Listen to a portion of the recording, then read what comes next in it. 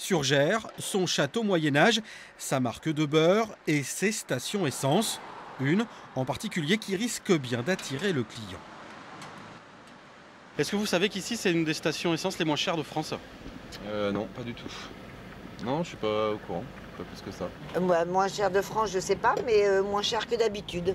Bien, je pense que oui, mais on a Aigrefeuille qui est à côté de chez nous. Apparemment, c'était la moins chère du coin, mais là, apparemment, c'est plutôt celle-ci, quoi.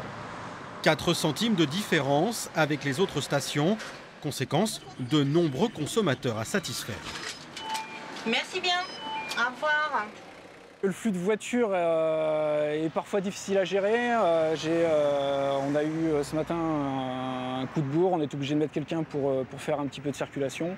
Donc, mais autrement ça se passe bien, on a 4 pistes, donc voilà. Un prix imbattable, rendu possible grâce à la région. Depuis 8 ans, elle a décidé de ne pas percevoir la taxe intérieure sur les produits énergétiques. Une taxe censée favoriser des transports alternatifs à la voiture. Difficilement applicable sur notre territoire, selon cet élu. C'est très bien d'augmenter le prix des carburants pour permettre d'avoir des déplacements propres, mais il faudrait encore avoir le choix de déplacements propres. Quand on n'a pas le choix, on est à la fois puni parce qu'on n'a pas la possibilité d'avoir des déplacements collectifs, et en plus on paie plus cher le carburant. Donc le monde rural est fortement sanctionné par ça. Et donc, comme on est une région fortement rurale, il s'agit tout simplement de justice. Reste à savoir si cette volonté politique séduira les élus de la future grande région.